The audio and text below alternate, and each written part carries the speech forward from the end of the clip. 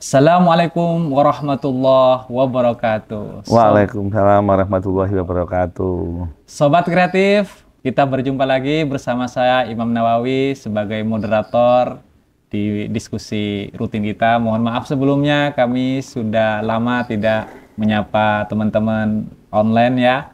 Mari kita mulai lagi rutinan kita, diskusi ilmiah kita. Ngaji sejarah. Ngaji sejarah ya, yang akan dipimpin oleh Bapak Kiai Dr. Agung Irawan MM.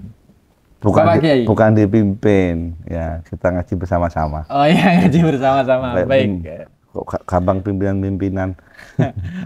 Betul Pak Kiai, betul. Sobat kreatif, malam ini kita akan membicarakan soal topik yang sedang viral hari ini, masalah Soekarno dan status rumah di Jalan Pegangsaan nomor 56. Yang konon katanya adalah kontribusi besar dari Syekh Faroj Marta, gitu ya. Bapak Yai, ini menjelang 17-an ya, harlah kita ke 80. Ini tiba-tiba muncul viral kasus tentang beberapa tokoh dai muda ya, yang tiba-tiba mengangkat topik yang tidak kebayang itu ya, Pak Yai. Soal kontribusi salah satu syekh dari Timur Tengah terhadap turunan dari Timur Tengah terhadap Yaman katanya. Tokoh proklamator kita Soekarno. Seakan-akan beliau tidak punya rumah. Apa benar? Ini bagaimana kisahnya, Pak Yai? Baik, Assalamualaikum warahmatullahi wabarakatuh. Waalaikumsalam. Subhanaka la ilma lana illa ma 'allamtana innaka antal alim hakim. Kang Imam, kita lama nggak ketemu. Iya, lama sekali. Dan Mas Asif, Mas Ali, ya, yang jadi balik diskusi ini. Memang viral ya, apalagi ini halal 80 angka bulat nih. Dari kemarin viral keluar itu ya. Salah satunya muncul dari Ustadz Adi Dayat ya. Ustadz yang kondang. Tentu kami tidak meragukan kalimatnya soal agama. Tetapi ya sebagaimana yang dulu disampaikan oleh Kiai Khozin ya, nggak salah, bahwa orang itu punya spesiasi masing-masing. Sama dengan dokter kan, ada dokter jantung, ada dokter paru-paru, dokter kulit, kan nggak bisa semuanya. Nah begitu juga ada yang di posisi ceramah, ada yang di posisi dakwah, tapi belum tentu di sejarah. Kami tidak menyalahkan sepenuhnya, tapi kita bicara sejarah adalah data. Ya, selagi kita menemukan data yang otentik, ya, dokumen-dokumen yang masuk kategori yang primer, baru terserah tafsir dan bagaimana interpretasi atau membangun struktur ya, narasi. Nah, saya tidak sampai hari ini saya mencari data itu tidak menemukan bahwa Jalan Pegangsaan Timur 56 adalah punya Syekh Faroj, dan saya juga tidak menemukan bahwa itu adalah rumahnya. Yang kami tahu, tentu kami mencoba membaca arsip ya, ada di koran New Koran yang dalam bahasa Indonesia, ada di koran Kengpo, kemudian juga ada di dalam bukunya Heru Saleh ya, apa yang saya lihat ya, tidak memberikan dukungan ya, data dan bukti apa yang telah disampaikan oleh Ustadz Adi Dayat bahwa itu adalah rumah tinggal atau kediaman Syekh Faroj Matak. Sedikit boleh saya teruskan? Iya boleh. Ya. Ini sebenarnya ini rumahnya siapa kalau ya, bukan dari orang Yaman ya, itu Pak Yai? Jadi cerita sekarang begini. Jadi ketika Jepang sudah mengambil alih ya, dari kolonial Belanda di tahun 42 itu, kemudian Shimizu Kanoshi bersama dengan Raden Saleh ya bertemu dengan Soekarno, ingin menyampaikan niat baik mereka. Kita tahu bahwa Jenderal Shimizu Kanoshi ini adalah seorang ketua jawatan media Jepang ya, kalau dalam bahasa itu adalah provokasi ya, jawatan provokasi. Dia yang menciptakan 3 slogan bahwa Jepang adalah macan Asia, bahwa Jepang adalah saudara tua bangsa Asia, dan cahaya Asia. Nah, dengan itu dia menjanjikan bahwa Indonesia akan dimerdekakan. Untuk membuktikan itu, maka orang-orang nasionalis dikumpulkan, tentu termasuk Soekarno, ada M. H. Tamrin dan koleganya, M. H. Tamrin, ya, dikumpulkan untuk merancanakan persiapan kemerdekaan. Meskipun kita tahu pada akhirnya endingnya nggak jelas. Tetapi niat baik itu sudah diwujudkan dengan meminta Khairul Soleh ya, atau Khairul Saleh untuk mencari rumah sebagai base camp atau sekretariat persiapan kemerdekaan. Dicari di tempat Menteng itu pada sulit di lobi, karena di sana tahu sendiri rumah itu adalah rumah kawasan yang sudah mahal dan banyak orang-orang pejabat tinggi Hindia Belanda yang tinggal di sana. Baru kemudian secara menemukan beralih menemulah di Jalan Pegangsaan OS atau Timur ya, nomor 56 itu Pegangsaan OS ya, OS ya. Itu kalau kita lihat banyak media atau banyak dokumen, pertama kali tahun 31 rumah itu dimiliki oleh Baron Van Besch, Tegas 1. Tahun 34 kemudian rumah itu dibeli oleh Mr. Veit. Dan sampai 42 Mr. Veit meninggal, tinggallah istrinya sendiri, Mevrouw Veit. Dia menjual kepada Jenderal Shimizu Kanoshi ini bersama Raden Saleh. Harganya cukup tinggi sekali. Kita tahu rumah itu di kawasan yang strategis karena memang harganya mahal ya, kemudian sudah disanggupin dibeli, tapi kemudian Mevrouw Veit tidak berkenan, dia ingin dicari ganti yang lebih luas dari itu, akhirnya dicarikan di Lembang. Jadi Lembang akhirnya ditempati oleh Mevrouw Veit, dan rumah itu resmi kemudian dipakai sebagai sekretariat persiapan kemerdekaan. Semacam markas kumpulnya orang-orang nasionalis. Jadi tidak ada data kalau itu rumahnya Syekh. Baik. Ya. Apalagi, mohon maaf, apalagi ketika titik-titik kemerdekaan proklamasi itu kemudian dengan narasi disuguhi madu Yaman, itu mohon maaf ya. Ini bukan soal nasab, tapi itu soal sejarah. Jadi saya tidak menemukan data.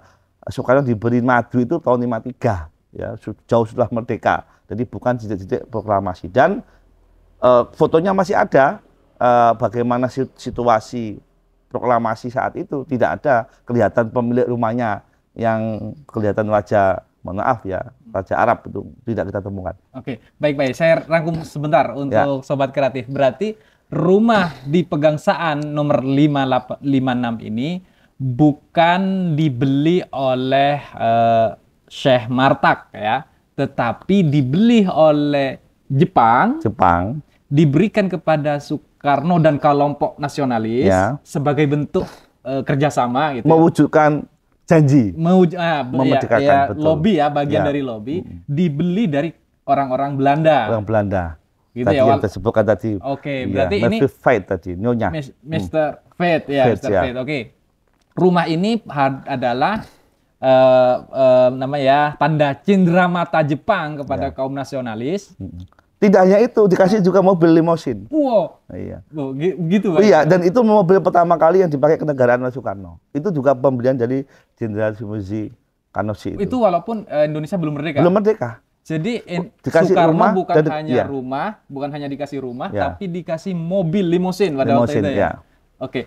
Terus kalau memang ini bukan pembelian oleh Syekh Martak, kok bisa muncul isu-isu ini dibeli, terus muncul data negara berterima kasih. Ini ceritanya bagaimana, Pak? Ya.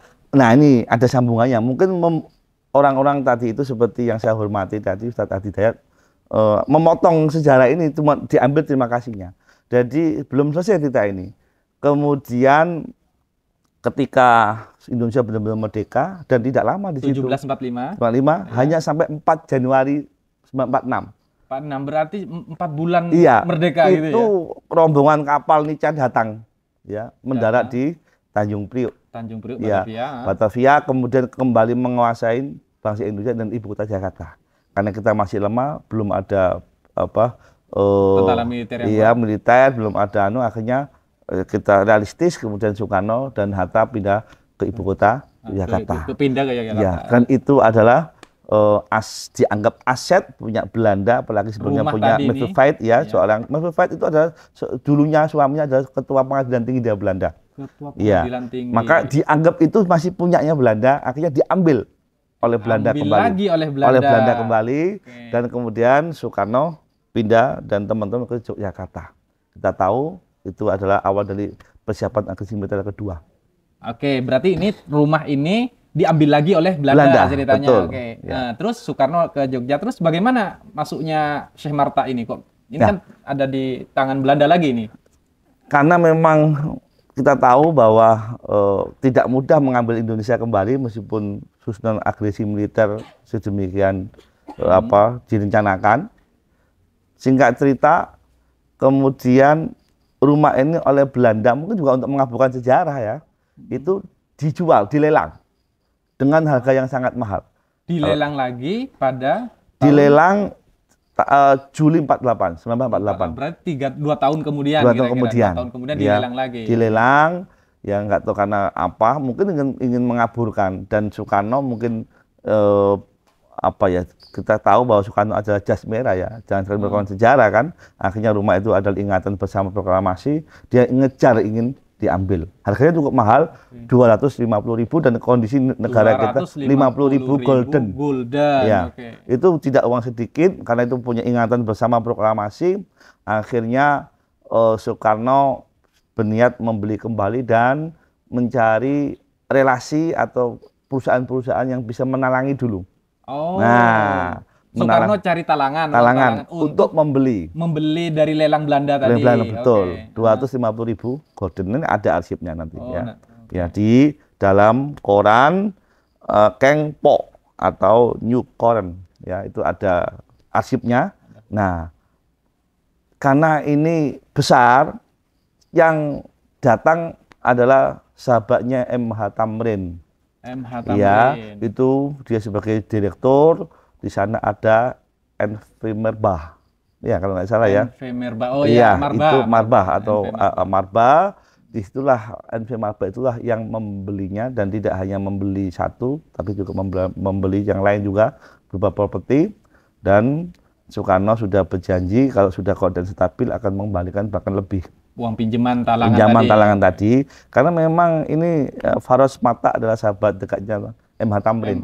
Ya, akhirnya mungkin perusahaan yang kelihatan saat itu ada Enver Marbah ya, karena memang ekspor impor rempah-rempah ke luar negeri, dan dia lama bekerja sama dengan kolonial waktu itu. Jadi wajar kalau memang kaya jadi bisa menalangi. Nah, untungnya tidak egois, Sebentar saya potong, Sobat Kreatif. Bahwa orang-orang Syekh Marbah ini memang betul ada kontribusinya, tetapi perlu dicatat bahwa minjemi uang, nalangin uang kepada Soekarno yang tidak ingin kehilangan situs-situs sejarah yang sedang dilelang pada waktu itu oleh Belanda. Baik, terima kasih Pak Yai. Pertanyaan terakhir dari Pak Yai. Kalau memang runtutan sejarahnya ini jelas sebenarnya kayak gitu ya. Dibeli dari milik Belanda, dibeli Jepang, kemudian diambil alih oleh Jepang, dilelang, diambil alih oleh Belanda, dilelang lagi oleh Belanda. Kemudian kok tiba-tiba viral ini, kira-kira apa Pak Yai? Menjelang 17 Agustus kok viral lagi tentang Syekh ini, apa masalahnya? Ya, karena memang di dalam arsip sudah kita temukan, ternyata talangan itu oleh keluarga Matak atau perusahaan Enver Marbah ini katanya tidak mau dikembalikan, tidak mau dikembalikan dalam bentuk uang, tetapi dihadiahkan atau dihibahkan. Nah, itu suratnya ada, ditandatangani oleh menteri, mungkin sekarang adalah PUPR, ya, si Tumpul itu, mengucapkan terima kasih kepada perusahaan Enver Marbah yang telah memberikan properti kepada situs-situs bersejarah. Jadi tidak ada satu, mungkin ada dua, yang di situ hanya properti. Nah, salah satunya adalah Pegangsaan Timur tadi itu. Nah, saya nggak tahu apa motifnya, tetapi kita bisa melihat positif dan negatif. Negatifnya adalah perusahaan ini kan impor rempah-rempah yang sudah lama bersama dengan kolonial ya. Kelas kedua setelah Eropa gitu ya. Setelah Eropa. Iya, jadi mungkin khawatir Republik berdiri ini mau diambil negara. Nah, makanya ada politik normalisasi atau pemutihan. Tapi bisa jadi juga ada nasionalisme. Kita tahu bangsa ini kan merdeka nggak hanya dengan satu kelompok, tapi dengan kelompok yang lain. Jadi ya, kita tidak bisa mengandai-andaikan karena ini sudah terjadi.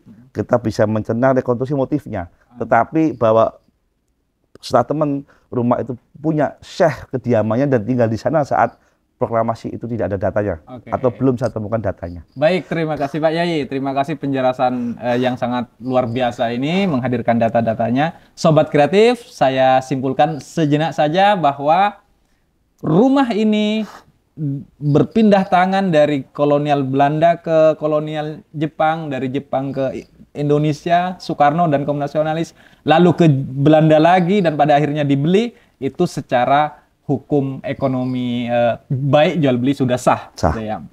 Perkara kontribusi NV Marba dan keluarga besar Marta ini memang ada, dibuktikan oleh ucapan terima kasih ya Menteri PUPR ya kalau hari ini Sitompul, ya, Sitompul, bahwa keluarga Marta telah memberikan hibah berupa rumah pegangsaan ini. Membelinya gitu ya. Membeli rumah dan tidak perlu diganti. Oh, nggak mau diganti. Ya. Pada awalnya nih bukan kediaman dan nggak pernah ditinggali ya. Oh, bukan ini tempat bukan rumah tinggal, kediaman, tapi sebatas itu. Dan belum pernah tinggal saya kira. Tadi kalau lihat situ kan bukan tempat tinggal. Apalagi ngasih madu di situ enggak. Belum ketemu datanya. Baik, terima kasih.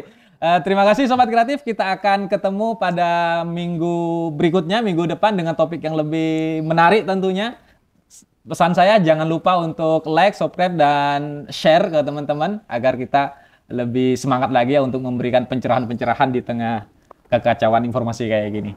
Terima kasih Pak Yai, sampai ketemu. Mohon maaf atas segala kekurangannya. Ngaji bareng-bareng, kalau ada yang salah dikritik silakan. Siap Pak Yai, terima kasih telah berkenan berbagi dengan kami. Akhir kata dari saya, Assalamualaikum warahmatullahi wabarakatuh. Salam kreatif. Warahmatullahi wabarakatuh. Kreatif.